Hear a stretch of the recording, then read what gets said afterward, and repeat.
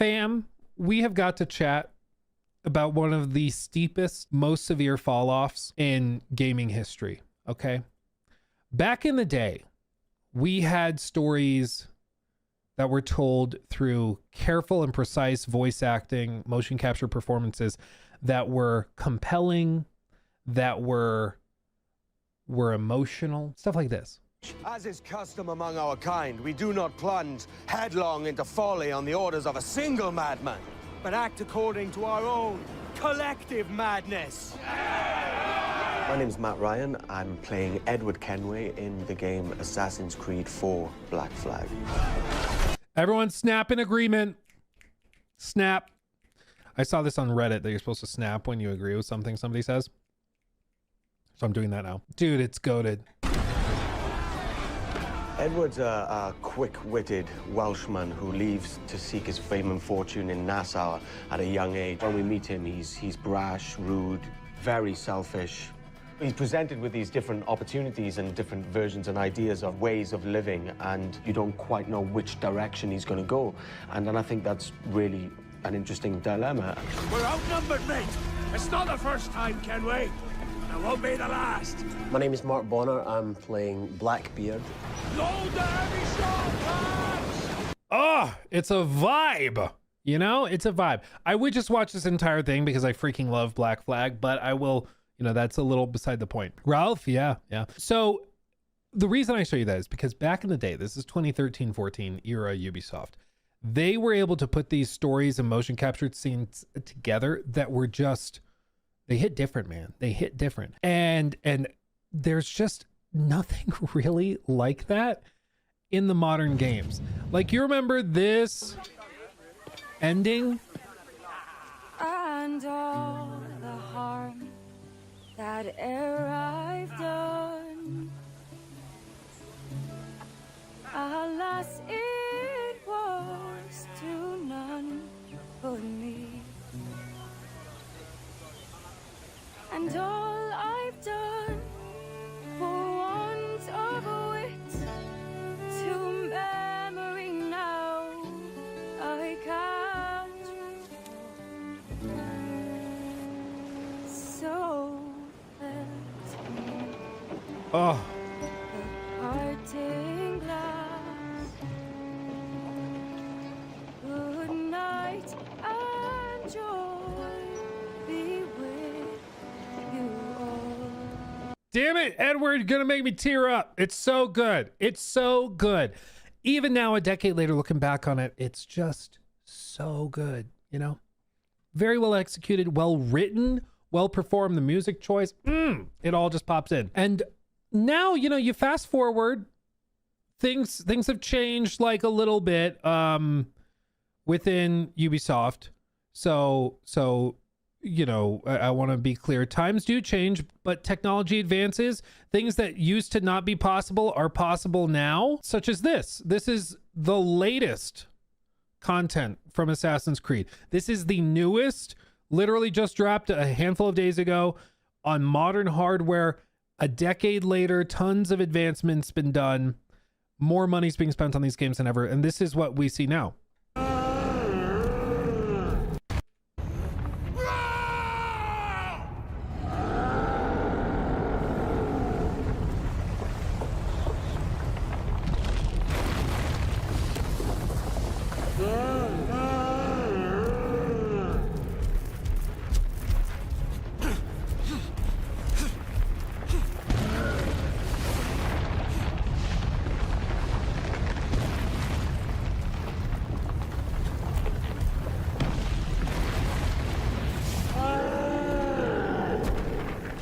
Titan is on my heels. I must hurry.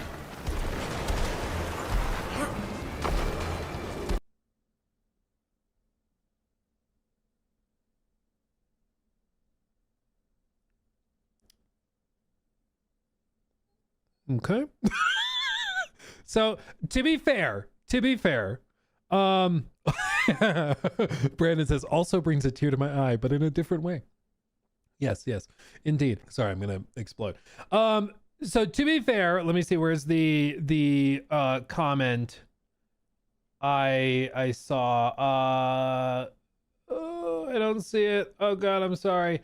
Somebody was like, is this fair to compare a crossover mission to the ending of a main game? That is totally fair to bring up, because this is technically a crossover mission that is optional and is free. I could still counter and be like, if this is the best you can put out, maybe don't put it out at all. But you know, fair. It's a free crossover mission DLC thing. Sure. So there are plenty of clips that I could pull from, but I just literally looked up one. When you look up AC Shadow's cutscenes, not good cutscenes, not bad cutscenes, you just look up AC Shadow's cutscenes.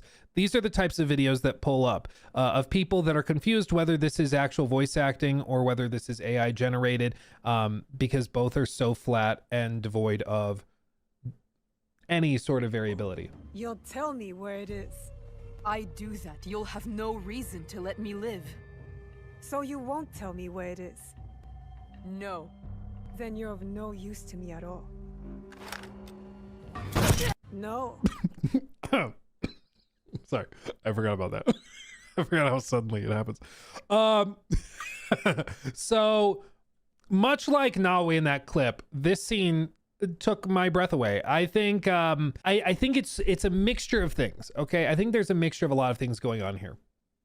On the one hand, in the case of Black Flag, this was pre-RPG era, so they did not have anywhere near as much dialogue to handle as they do in like Shadows or in Odyssey or any of those. Okay, that is a major component. And when you scale up the amount of dialogue you're dealing with in a big open world adventure game or RPG, you have to change your processes. You can't do it the same way you used to.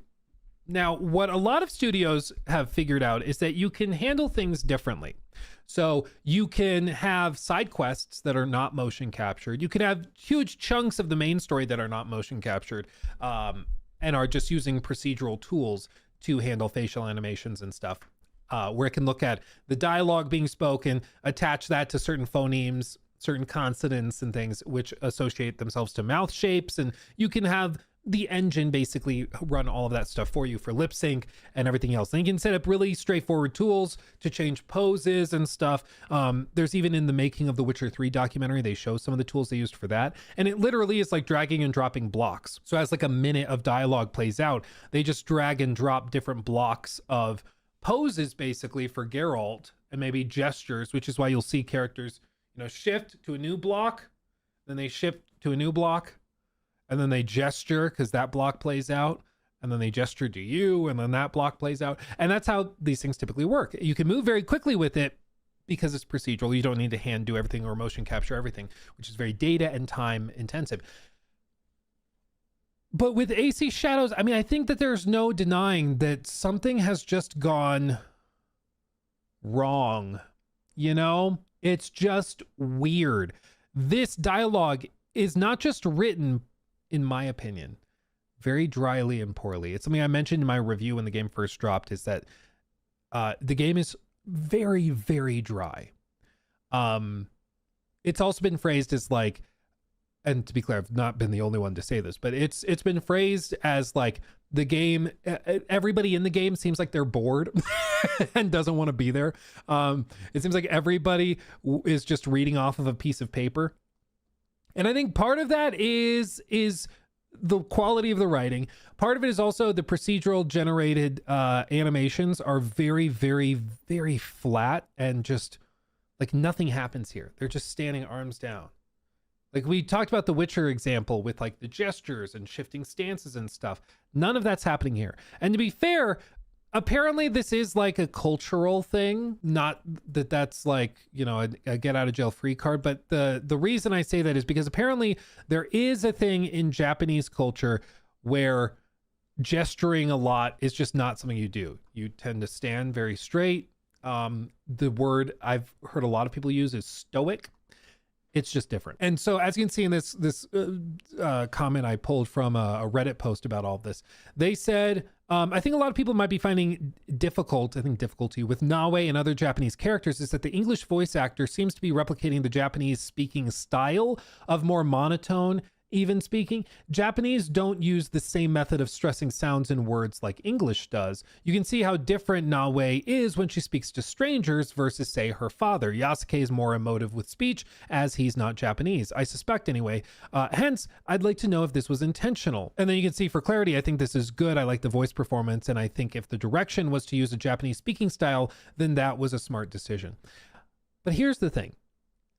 I think ultimately, if you are watching a cutscene or a scene in a movie or a TV show or something, and your interpretation is that it's lame, it's poorly written, it's monotone, it's boring, everybody seems uninterested in being there, and that's like the consensus among everybody that engages with that content, something went wrong.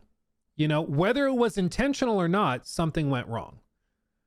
You know, like if I put together a video game and then I have it as like, I have this really cool idea where I'm going to have a moment where if a player screws up something in a quest, I'll have the game actually crash and the game will close itself. And it's like a meta breaking of the fourth wall.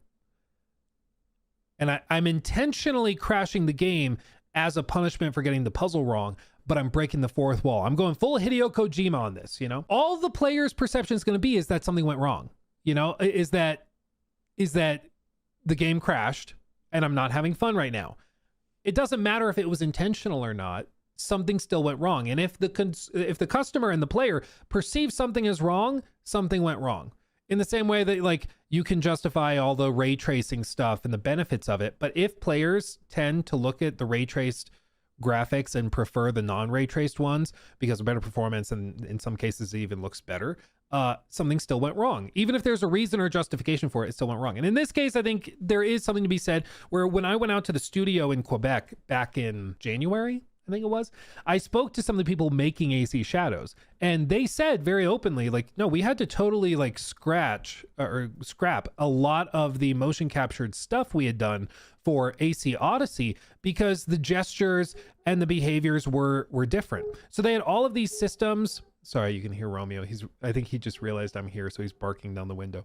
I'll take him up in a second. But you can see all of these different things. This is the same team, but a solid like 7 years before.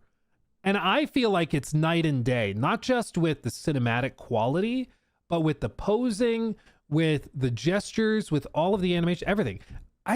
Maybe I'm coping, but tell me in chat, does this not just look way better than what Shadows is doing? I'm not talking necessarily about the gameplay, but I mean like in these cutscenes. Like just that one shot, I feel like there's more life in that shot than anything in Shadows. And I understand if you're saying, well, culturally in Japan, they would behave differently if we're being historically accurate. But like, okay, the perception is still that something is going wrong, you know? Stop yapping, show us the dog. I do have a picture of him, actually. I can show you. I just took this morning. I actually had the flash on, so it reflected in his eyes, kind of weird. But he's a good doggo. Just him just sitting on the chair. He got his little stuffy toy he carries everywhere. So he just sat on the couch and chewed on it. Anyway, there you go. There's Puppers. But I think, again, if there is some perception that something's gone wrong, something's gone wrong. And in this case, I think the perception is that within Shadows, the dialogue is super dry, the performance is super dry, the motion capture quality has taken a nosedive, if it's even used at all. And the reason why I'm showing you AC Odyssey is because, for one, it's the same team in Quebec. So it's literally a lot of the same people that made Shadows made this. And I feel like the cutscenes and the presentation in Shadows is a huge step down. Even just this close camera angle with the dialogue selection and then immediate responses to gestures and stuff is night and day. When I was in Quebec, they said they had to redo a lot of the motion capture from scratch because people in ancient Greece, or at least their version of it, wouldn't gesture the same way that people did in Japan. But again, I think if the way that your historical research suggests is that everybody stands around very still and speaks in a monotone tone, maybe that's a time to take creative liberty. And if somebody wants to be like a pedantic loser and be like, well, actually in Japan, they would have stood with their arms at their sides and wouldn't have done hand gestures when talking to you. let that person be upset. But I think a lot more people will be thankful that the scenes are not dry and uninteresting. Because when you talk to everybody standing like that and there's no movement at all, it's really hard to stay engaged. And again, like you look at clips of AC Odyssey, it's night and day. It is night and day. The difference in the quality, the variety, the variability of all of the encounters and discussions and stuff. It's so much better. It's so much better. Again, I will defend Odyssey till the day I die. I think it got a bad rap. And thankfully nowadays people are coming around and are starting to give it more credit, I feel. But anyway. So when I look at something like this is done with the same procedural tools that we've seen with, oh my God, we've seen with other stuff throughout the rest of the base game. It's done with the same tools, but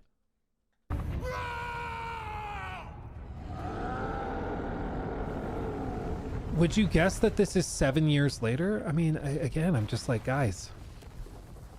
Again, I'm a firm believer that sometimes if you can't do something well, maybe you just don't do it at all. Just don't do it at all. Like, what are we doing? This was one of those 80-20 situations. Let's see. If 20% is going to get on a game for not being accurate, let them. I think in this case, it's more like a 98. Like, I think there would have been 2% of players who were throwing a fit that like, well, actually, they wouldn't have gestured in that way and they wouldn't have leaned in like that unless they were bowing. It's like, okay. Well, what are we doing? But the money, Luke, the money. Well, that's the thing is, I don't think that, because some people have said that they're dropping off the motion capture stuff to save money. And I do think in the case of AC Shadows, that's a component of it. A lot of these like moments where they're just having conversations, these are not done with motion capture. And to be fair, the way that they chose directionally, I guess, to do this in a more historical way, frankly, motion capture probably would have been a waste for this. They are literally standing in a circle, hands at their sides, talking with like very, very little movement and action. So there wouldn't be a reason to motion capture this scene, but that's a result of the directorial choice. They could have had something a little bit more human with like actual human behaviors, but instead it's very stoic, it's very still, and naturally people found that boring. It isn't safe here.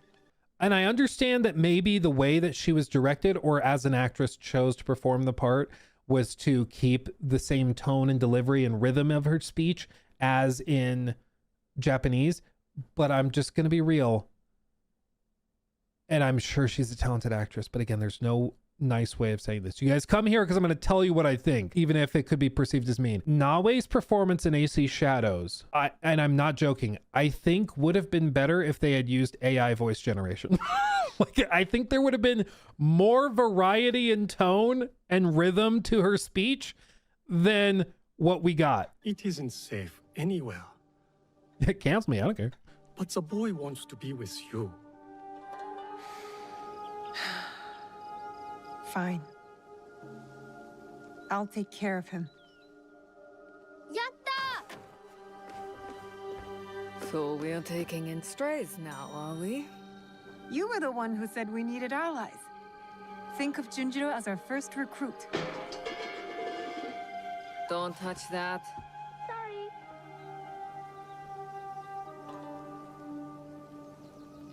Will you be all right? Like, I'm already kind of bored. Like, I'm trying to figure out if it's just the script or if it's the direction or if it's a mixture of the two. Like, I'm trying to figure it out, but like, it's just so dry. And Yasuke, I think, is better. It's also still not great. But man, if I feel personally as though the writing took and the overall performances took a nosedive after Odyssey. In Valhalla, they were not this bad. And I have lots of problems with Valhalla, but the performances were not like this. They just weren't. It's nowhere near the same level as even an AC Odyssey. And to people being like, oh, it's a matter of budget cuts. I'm going to show you something. Okay. I'm going to show you something. The first clip we got you know, was of Black Flag. This is a clip from AC Syndicate's motion capture. This is on a massive motion capture stage. You can see the early previs version. This is for the Jack the Ripper DLC, okay? And they have all of this proprietary tech. They have these things, which are the face capture things that track the dots on their faces. The Distinguished Crazy. Dragon donated $20 through Super Chat. There you go. D2 Star Wars inspired expansion releases tomorrow. I'm curious to see the reviews and how many players show up. I like that they're trying new things like collaborating with Lucasfilms, but I don't think it will be enough. I am also very curious to see how it plays out. I don't know if it'll work out, but I'm glad they're trying stuff. You know, glad they're trying stuff. It's better than like just sitting on you and resting on your laurels. So I'll give them that. But yeah, thank you for the 20. That's incredibly generous. But yeah, I'm also very, very interested to see how it goes. But like, look at this. Look at this. Okay. Like, he's dragging him. You can see the original motion capture source material, all of that. This is no doubt an expensive process, or at least it was back when they were recording this in like, it's a 2015 video game. So this is probably like 2013, 14. Okay. That was no doubt expensive. But let me show you another team that put together a game that I'm sure we all know and like, using an X-Sense outfit, which is, I believe they're like $2,000 for the whole setup for each suit. Might even be less. One of the versions of these things I was looking at were about $1,200 a suit. Great for indie devs. And then they attach old iPhones to do facial capture. Okay, so this is what they look like. They got the little helmet. They have these basic suits, and then it attaches a phone and uses the phone's selfie cameras to track all of it. You know what this is for? You know what game this is for? Freaking Expedition 33.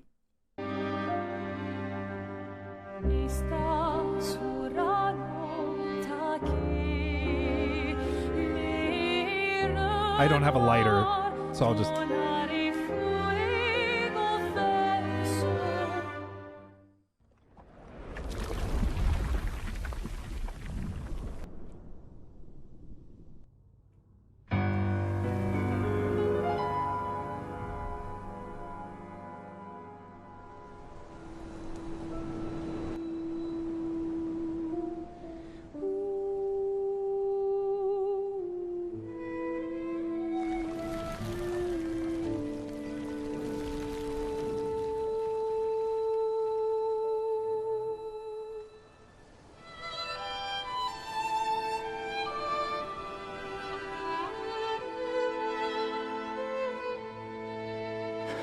I'm here.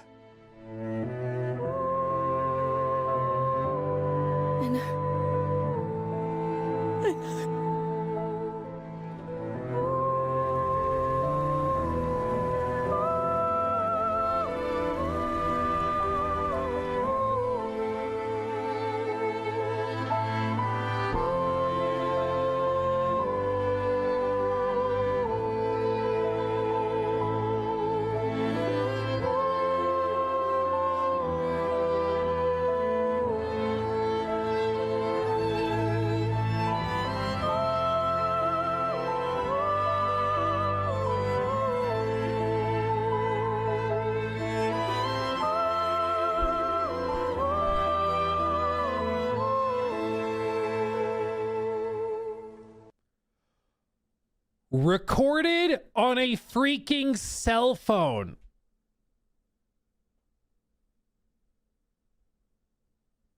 Not even the Pro Max. Not even the Pro Max. This is just a Pro. Technically a budget phone. It's why I don't buy the whole like, oh, they're cutting back on mocap for price freeze, budget save. I think it's literally just that standards have dropped. I don't want to just throw around the term like lazy, but clearly it's not like a matter just of budget, because you can do this level of quality with fairly cheap offerings. You're going to tell me that Ubisoft does not have the resources to do at least this level? Granted, Expedition 33 is not trying to be a game on the scale of Assassin's Creed Shadows. All I'm asking for is like the main quest line to have motion capture and to put like more effort in. You know, that's what I'm asking for. And I think the reason that they don't is because, frankly, they don't need to. The core audience is still willing to buy it and spend money on the cosmetics and microtransactions and all that, whether or not they do it.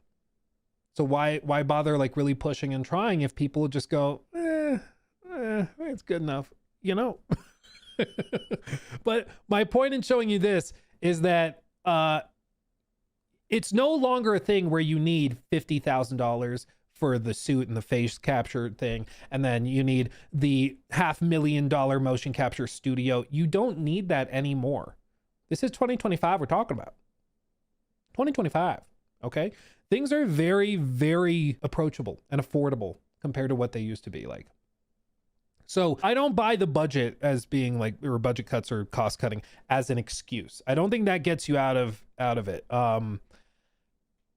Because clearly, even with tight budgets, small, tiny teams compared to what Ubisoft is dealing with. Again, Ubisoft has 20,000 employees. On Assassin's Creed, they work with like teams of over 1,000. Some projects, as many as 2,000 or 3,000 people touch the game by the time it goes out the door. And with Expedition 33, the base team was 33 people and a dog. And they did have a lot of contractors. Some estimates put the list of contractors at maybe 200 or 300 people, maybe more if you count the people that just like very briefly did work on it. But still, way less than Ubisoft, way less than they have working on freaking Assassin's Creed. So I think it's literally just about the supply and demand. Like if the gamers playing Assassin's Creed games don't ask for more, they will never get it. If they don't demand more, they'll never get it. They'll get just enough to meet the expectation.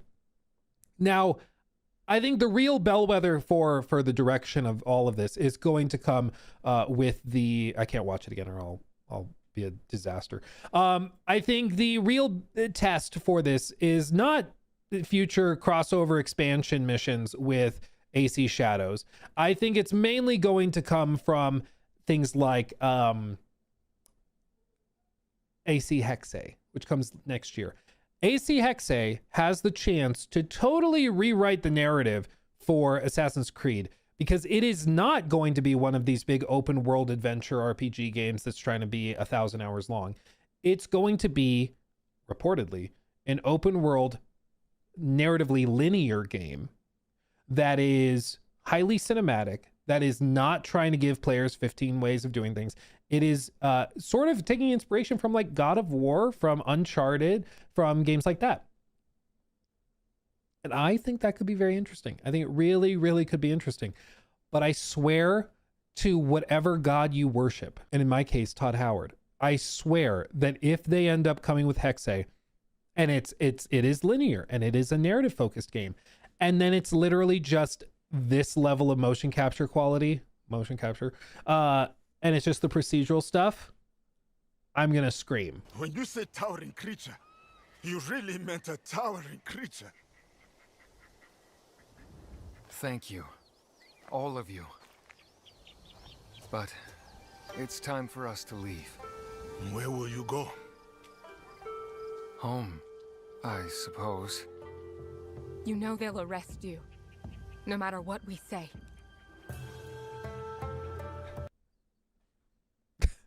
And in AC Shadows, the choice literally just ends up with who you play as after the cutscene ends. This is crazy, dude. So I am begging of Ubisoft, okay?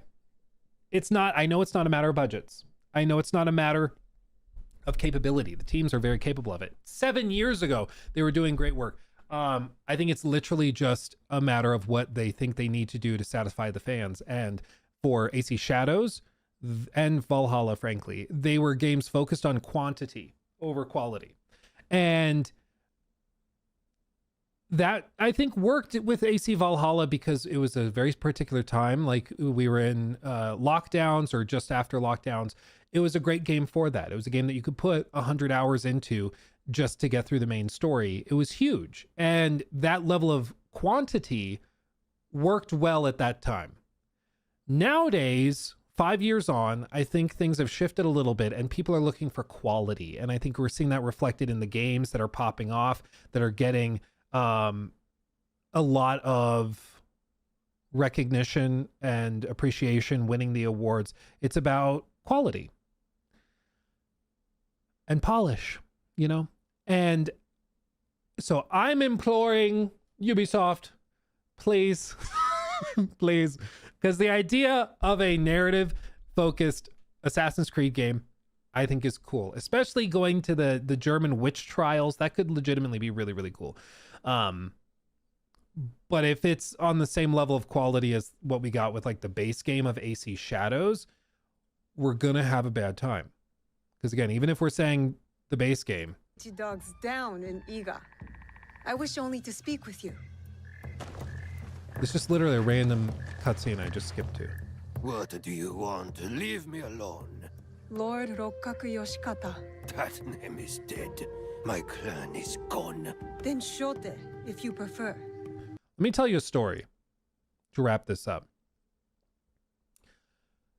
One time I was over at my mom's house. This was like in the middle of college. And when I have like red wine or spaghetti sauce, something very acidic, I get terrible acid reflux, right? Like it just feels like lava in my throat. It's terrible. Don't recommend it. And my mom has had the same problem. So when I was over at my mom's house after dinner, I was having that acid reflux. And so she was like, let me get you something. I think it was called Renictine, I want to say. It was like a tiny, tiny little pill to help with acid reflux and heartburn and stuff. And it's like heavy duty, but it works for her. So she's like, I'll help you out, my child, and she'll get it to you. She went, got me that, handed it to me. I popped it in. 20 minutes later, I was laying on the floor, practically drooling. I have never felt that exhausted and dead in my life. Like I was fully awake, but my body was just like, we're done. I'm turning to goo now. Turns out my mom accidentally took a pill out of her muscle relaxant bottle that she had gotten after like a major surgery. And she had accidentally given me like a prescription strength muscle relaxant instead of heartburn medicine. And my body literally turned to melted fudge. And everybody was like looking at me like, why is Luke being such a bummer? Like they're out playing football in the backyard. I'm just like, oh. But it was because I'd been drugged by my own mother. Even in that moment, I still think my voice had more life and excitement in it than Nawe's in this scene. You are a brave warrior. You fought against Oda Nobunaga longer than anyone. We need your help. You fought with your shinobi in the hills. You battled beside the Ikoiki. Maybe that's arrogant of me, but like seriously. Like, come on. Come on. I mean, come on. So anyway, we'll see what happens. But again, I just think that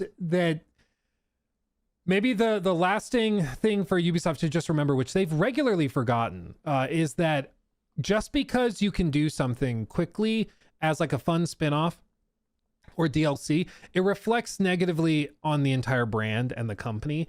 And I just don't think that has really been appreciated, because like this, yes, it's a free update. It's a fun little crossover quest. Is it really that big of a deal? No. Does it like actually, is it representative of Ubisoft's development process as a whole? No. Okay. But it's a great example. Habeck you can point to $9.99 through Super Thank Chat. you. What had the better ending, Uncharted 4 or Gal Ragnarok? Personally, I would say Ragnarok, because Ragnarok, I was like, how are they going to tie up these knots that they have? Like, how is this going to work? Because they had a lot of loose ends. I was like, okay, after the end of the first game, no spoilers, I guess, but I was like, how are they going to do that? And they did. And it worked really, really well. Uncharted 4 was good. I felt that the ending dragged on a bit, but I did really like it as well. But I'd say Ragnarok, personally. Thank you for the 10. Very generous. What was I saying? Oh, yeah. I just think, again, this is a fun little spin-off thing, but Ubisoft regularly gives people ammunition to go at them with. And this is great ammunition because it fits the narrative, right? Is it truly representative of what their teams are capable of? No, because this is a free update that they probably threw together in like a week or two. But it's the perfect example of people pointing to it and be like, say, yeah, this is what I'm talking about. So again, maybe if you can't do something well, just don't do it. You know, just don't do it. Anyway. Yeah. The main takeaway is read your pill bottles. Yeah. Read your pill bottles or you may end up as an actor in an Assassin's Creed game. There you go. Dude. And it was so confusing because I had taken like the pill and I was like, why do I just feel so tired? And I just remember laying on the floor and I was like, I don't even have the energy to like stand up. I'm just melting. And and it was just so bizarre. It was so bizarre, but yeah, anyway. It's great. So now I don't trust it when my mom hands me something. Tell you what, not trusting that. The Ubisoft devs were so preoccupied with whether or not they could, they didn't stop to think if they should. Oh, that's a good reference, JD. Yeah, and I think that it's just I think, you know, a great example of post-launch support that worked well was like, I think, well, even if you look at something like Cyberpunk, like when they come out with something, it's something polished and it works. It fulfills the vision of the game. It's tonally in line with what you'd expect. It just checks the boxes. And I think just with some Ubisoft stuff, you can tell like in the studio, they're like, oh, that'd be crazy. That'd be fun. It's good enough. That's fun. It's free, you know, but the problem is that it does brand damage, like severe brand damage. And I don't think they truly appreciate the problem with that and how damaging that can be. He took my thing.